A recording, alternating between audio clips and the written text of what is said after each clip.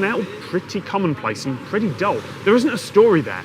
You send some weird characters, you trigger an obscure bug somewhere in the text renderer, which is the bit of code that puts text on the screen, and because no one's ever thought to test that precise combination of characters in that precise order, because it'd never happen in everyday conversation, it crashes, just like all the other times, and it'll get fixed pretty soon.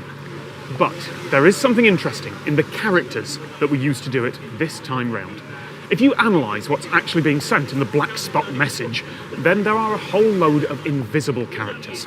Unicode, which is the international standard for transferring text between computers, contains tens of thousands of characters designed for every language in the world.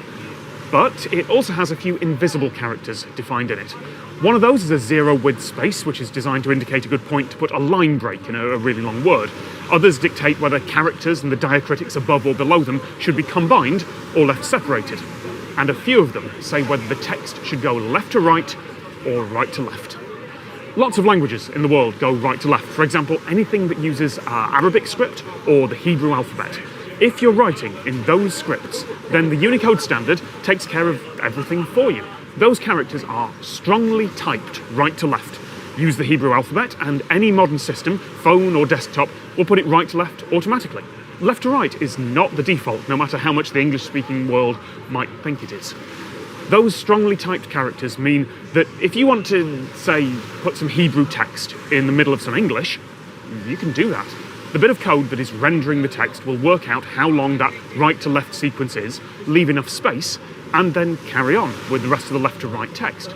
Or if you want to put numbers, which are written left to right, in the middle of Arabic right-to-left text, then it'll work it out the same way. Mostly, you don't have to worry about it. However, there are a lot of situations, edge cases, where this goes wrong. And I'm not going to try and describe them, or even list them, because they're all really confusing and boring, but I have put a link to the Unicode bidirectional algorithm in the description below if you really want to know the details. But in short, to help make things clearer, Unicode defines several types of invisible character that tell the text rendering system, hey, you know that next bit? Right to left. Even if it's Latin letters, put them the other way around, or vice versa. These invisible characters have been used for quite a bit of trickery over the years. It used to be that you could put them in a blog comment or a forum post. For younger viewers, blogs and forums were where we talked on the web back before everyone gave up and just piled inside a load of walled gardens.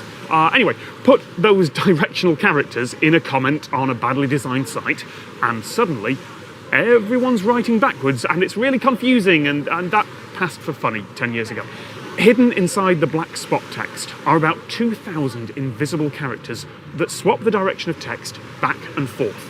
And they're just regular characters, strongly typed. It's like you put a Latin A and a Hebrew aleph next to each other 1,000 times in a row, except all of them are invisible and have a width of 0. And somewhere in that jumbled mess, the system gets really confused. It can display the text at least, but when you tap it, it has to work out exactly what character you've touched, so you could highlight it or copy and paste it.